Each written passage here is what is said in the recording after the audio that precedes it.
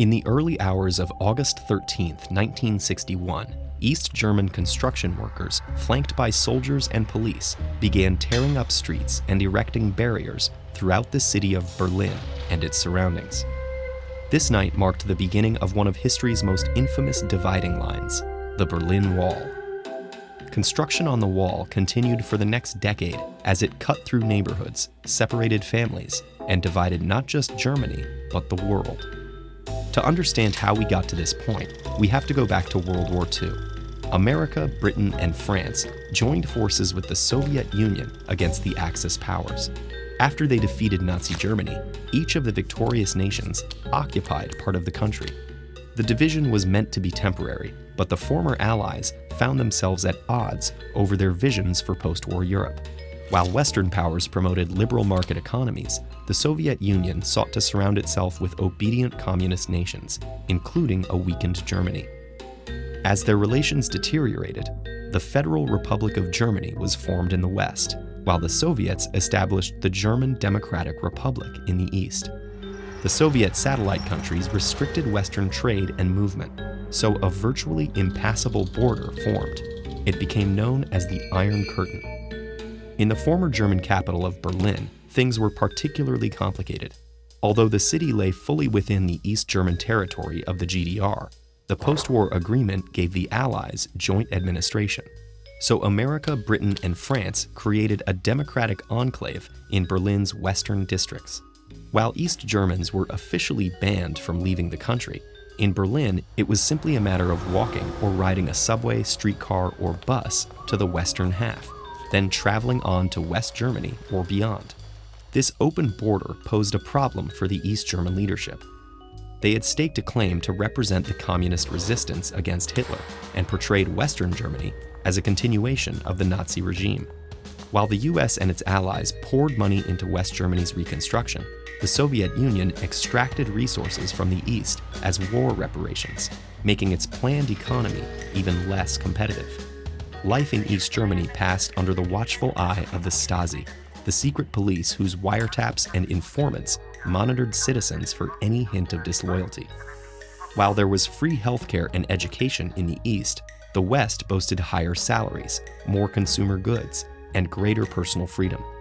By 1961, about 3.5 million people, nearly 20% of the East German population, had left, including many young professionals. To prevent further losses, East Germany decided to close the border, and that's where the Berlin Wall came in. Extending for 43 kilometers through Berlin and a further 112 through East Germany, the initial barrier consisted of barbed wire and mesh fencing. Some Berliners escaped by jumping over the wire or leaping from windows, but as the wall expanded, this became more difficult. By 1965, 106 kilometers of 3.6-meter-high concrete barricades had been added, topped with a smooth pipe to prevent climbing. Over the coming years, the barrier was strengthened with spike strips, guard dogs, and even landmines, along with 302 watchtowers and 20 bunkers. A parallel fence in the rear set off a 100-meter area called the Death Strip. There, all buildings were demolished and the ground covered with sand to provide a clear line of sight for the hundreds of guards ordered to shoot anyone attempting to cross. Nevertheless, nearly 5,000 people in total managed to flee East Germany between 1961 and 1989. Some were diplomats or athletes who defected while abroad, but others were ordinary citizens who dug tunnels, swam across canals, flew hot air balloons, or even crashed a stolen tank through the wall. Yet the risk was great. Over 138 people died while attempting escape, some shot in full view of West Germans powerless to help them. The wall stabilized East Germany's economy by preventing its workforce from leaving, but tarnished its reputation, becoming a global symbol of communist repression.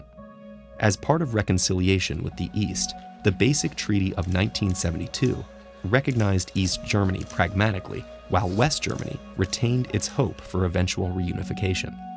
Although the Eastern regime gradually allowed family visits, it tried to discourage people from exercising these rights with an arduous bureaucratic process and high fees. Nonetheless, it was still overwhelmed by applications. By the end of the 1980s, the liberalization of other Eastern Bloc regimes caused mass demonstrations for free travel and demands for democracy. On the evening of November 9, 1989, East Germany tried to diffuse tension by making travel permits easier to obtain. But the announcement brought thousands of East Berliners to the border crossing points in the wall, forcing the surprised guards to open the gates immediately. Rejoicing crowds poured into West Berlin as people from both sides danced atop the wall, and others began to demolish it with whatever tools they could find. Although the border guards initially tried to maintain order, it was soon clear that the years of division were at an end. After 4 decades, Germany was officially reunified in October 1990, and the Soviet Union fell soon after. Today, parts of the wall still stand as a reminder that any barriers we put up to impede freedom, we can also break down.